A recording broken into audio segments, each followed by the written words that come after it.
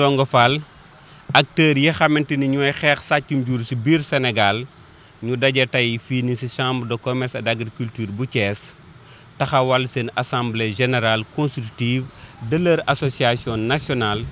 de protection des productions animales et de lutte contre le vol du bétail. ñoom ñoo fal tey ji Ndongo Fall teg ko ci kanam mu nekk seen président nekk jëwrin bi ñu tegaat ci également yeneen 5 membres yoo xamante ni ñooy constituer le bureau exécutif. yamuñu ci loolu ñu tegaat ci également un comité directeur boo xamante ni 15 administrateurs la ak 3 commissaires aux comptes. Comité directeur boobu nag ñu am mandat bu xamante ni 2 at la ñu war koy di renouveler nañ ko taxawale nag les pôles de développement les 8 pôles de développement territorial du Sénégal sont majoritairement représentés au sein de cette instance suprême de notre association. moom dafa nekk bis bu xamante ni dafa triste ci ñun parce que acteur ku am xam-xam ku am njariñ Sénégal moom la Samba Boy yi faat pour foqati alalam maanaam juram ñun ñëpp loolu dafa nekk lu ñu metti lool te nag c'est pas la première fois ñun ñi fi nekk sont majoritairement ay victimes man mii di wax ak yéen rek sàcc nañ ma 4 fukki xar ak ñeent xam nga ni loolu metti na te jigéen ñi surtout jigéen ñi ak jeunes yi da ngay dem am sa financement góorgóorlu pour mën a am source de revenu ñu foqati ko sa loxo moo tax tey acteurs yi bi ñu dajee taxawal seen bureau national pour fas yéene ànd nag ak gouvernement du Sénégal si li ñu wootee jubal jubanti bi pour suqali suñu élevage moo tax chefs de village yi sont majoritairement représentés fii. ñun depuis 3 ans ñu ngi liggéey pour mën a taxawal association bu xamante ni day amal njariñ askan bi une association forte capable de défendre les intérêts des éleveurs et tous les Sénégalais tey association boobu moo tax ñu toog 3 ans di def ay liggéey ba tey nag ñu jëmmal ko ginnaaw bi ñu waxtaanee ak le gouverneur de la région de Thiès pour mu jàllale ko ba mu dem au niveau du ministère de l'intérieur ñu jox ñu ndigal pour tey ñu daje pour def suñu assemblée générale consultative pour mën a am këyit gën a mën a ànd ak gouvernement bi pour ñu fexe fee jëlee sàccum jur ci biir Sénégal. jéego ngeen fas yéene def lëkkaloog nguur gi.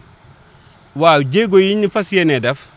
mooy ñun avant sax car macha allah le nouveau gouvernement di installé dañu amoon mémorandum ci mémorandum boobu li ñu doon njëkk di joytu mooy nañu appliquer loi criminalisant le vol du bétail ku ñu jàpp ci sàcc ñu tëj la 5 à 10 ans. nga fay 5 fois valeur bi nga sàcc sanction yu sévère application de la loi beneen biit ñu gouvernement bi contribuer ci sensibilisation bi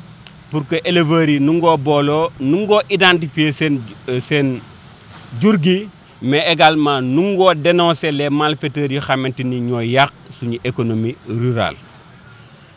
leneen li xamante ni dañ koy rafetlu te ñu gis ko ci déclaration bi xamante ni am na ci dernière réunion interministérielle bi moo di gouvernement bi fas na yéene gën a renforcer patrouille yi fas na yéene appliquer loi yi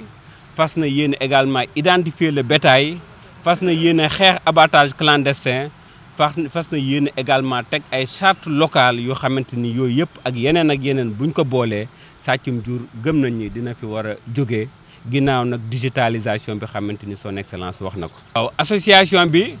dafa juddoo Thiès mais tey jii nii niveau national la ni ñu ko waxee les 8 pôles de développement territorial du Sénégal ku ci nekk am na coordonnateur bu xamante ni mi ngi ci biir association bi ndax dañoo gëm ni xeex sàccum jur dañ ko war a def priorité ñun askan bi mais état également ci politique am da ko war a def priorité. moo tax ministère de l'agriculture de la souveraineté alimentaire et de l'élevage ñu ngi sàkku gouvernement bi dooleel ko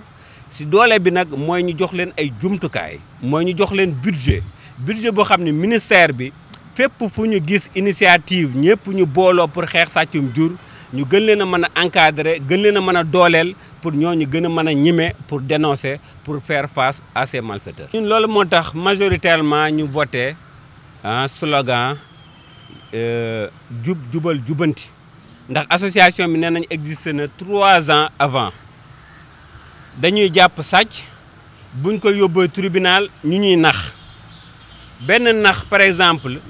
nan la avocat di mën a waxee ni sàcc bii dama koy ñaanal liberté provisoire ndaxte nee na dafa war a dem ci tradipraticien pour faj ay bëtam xam nga xanaa kay loolu mooy kon na dem pour sëriñ taanu li ñuy wax nag dañ ko dund gis ko bu ñu laajee ñu wax fan moo tax ñu wax ko loolu moo tax ñun majoritairement bi changement Sénégal yëpp voté l'ère du changement bi mu soufflé ñun ñoo nekk les premiers pour que ñu indi jubal kon li ñu soxla mooy un Sénégal juste un Sénégal souverain un Sénégal prospère ndax ñun ñu fi nekk fii yëpp jomb nañoo jël mbëkk gaal gi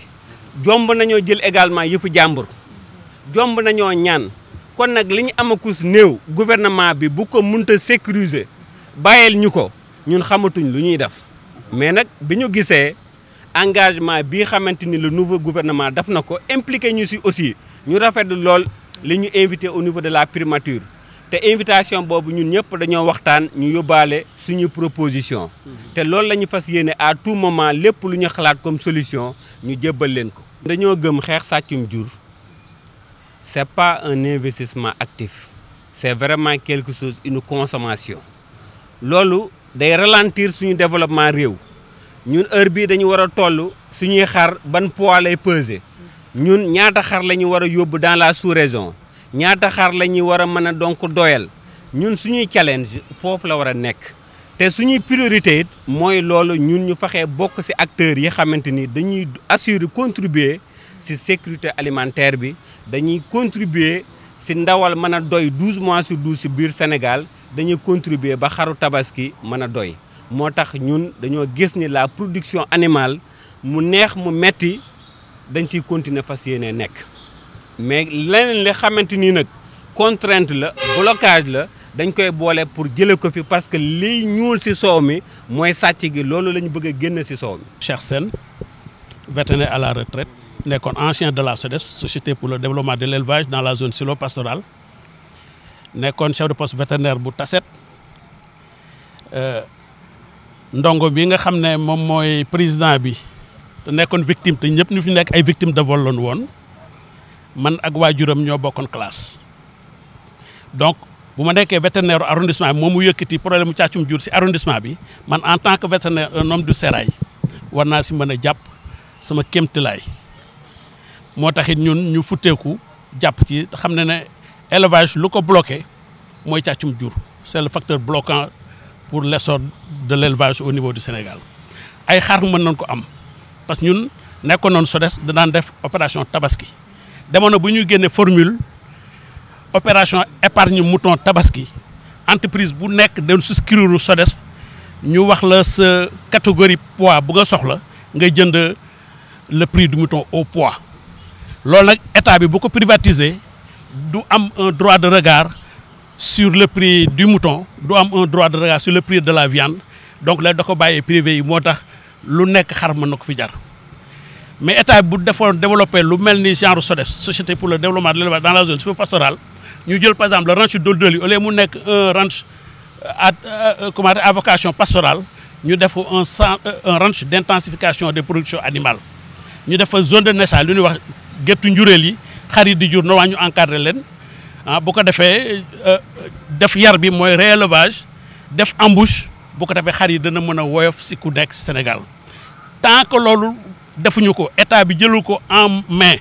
l'essentiel de la production du bétail état bi di ko jox population yi beneen pàcc bi mu bàyyi ko privé yi xëy na boobu dana mën a balancer le prix comment dire du mouton. yéen a xanaa kenn dégluwu leen yéen ñi ak seen expérience bi ngeen am. voilà loolu nag moo ñu metti les anciens de la SODES leur mot à dire sur le mode de gestion du ranch de Doli par exemple ñun ñi dëkk Noto dëkk Tassette am nañu la forêt classée de Bandia qui fait 12 000 hectares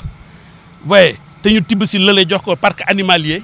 loolu mënoon na ko def aussi un deuxième ranch d'intensification des productions animales mu jege Thiès nekk jege Dakar jege Mbour nekk si centre réew mi bu ko defee ñu fay mën a produire aussi de multiplier l'espèce ovine. Ouais, ndax Mauritanie, Sénégal, nous sommes, il faut nous faire les pâturages de la Mauritanie, c'est au Sénégal. Gelemi, bo démé Linguère, Podor, Matam, Gelemi ak Kharounari ak Nagounari, fofu la ñuy wëté. Voilà, ba paré tabaski ñom ñu né dañ ko indi en tant que qui. Ils ont produit cette production au niveau du Sénégal avec le pâturage sénégalais, fi lañ ko jëlé. Ouais, donc ñun état bu jëlone en charge, créer fi bopam. Ba paré mu né privé sédd na len 50%. État bi jël en charge 50%, utiliser tous les fonctionnaires de l'administration, utiliser ses moyens techniques et financiers, dana mën au moins wàññi njëg li du mën a wàññeeku tant que état bi n'a pas son mot à dire sur le prix du mouton et de la viande. Donc je suis venu répondre à l'invitation de l'association pour l'organisation de leur assemblée générale constitutive. J'ai vu des acteurs motivés, mais surtout des acteurs territoriaux. Pour qui me connaît, connaît mon engagement pour l'émergence des territoires. Parce que moi-même, je suis pour une marche des territoires. Or, au niveau des territoires, il y a un fléau extrêmement important qui gangrène l'élevage, c'est-à-dire le vol de bétail. La commune de Gossas que j'ai l'honneur de diriger, et le département de Gossas est un département purement agricole. Agricole avec un grand A où on pratique l'élevage et l'agriculture. C'est la raison pour laquelle lorsque les membres de l'association m'ont invité, j'ai répondu avec beaucoup de bonheur. On a fait toutes les réformes. Le Sénégal a fini de faire toutes les réflexions, tout l'encadrement juridique. Maintenant, il reste la mise en œuvre. Pour mettre en œuvre, il faut des ressources humaines, il faut des ressources financières, il faut du matériel, mais également il faut une volonté. On a affiché la volonté politique. Maintenant, il faut que les acteurs territoriaux, notamment les forces de défense et de sécurité, ainsi que les chefs de village et les populations, soient sensibilisés et dotés de moyens pour pouvoir lutter contre ce fléau. D'abord, il faut que nous, populations, qu'on puisse sensibiliser et dénoncer. Parce que les voleurs, ils ne se lèvent pas pour voler. D'habitude, ils passent la nuit même dans nos villages, dans nos villes et dans nos quartiers. Ils sont bien hébergés quelque part. Donc, il faudrait qu'on commence par dénoncer ça. Ensuite, qu'on dénonce tous les comportements suspects, notamment les mouvements suspects sur la route, sur les pistes et partout, et que pour permettre aux forces de défense et de sécurité d'agir. Mais le plus important aussi, il faut que les forces de défense et de sécurité soient à l'écoute des populations. Parfois, c'est extrêmement difficile. Tu peux même appeler un numéro vert, etc. D'abord, pour les joindre, c'est un problème. Et quand tu arrives à les joindre, ils n'ont pas de carburant, ils ont des véhicules en panne ou ils ont des difficultés pour se déporter sur les lieux et pouvoir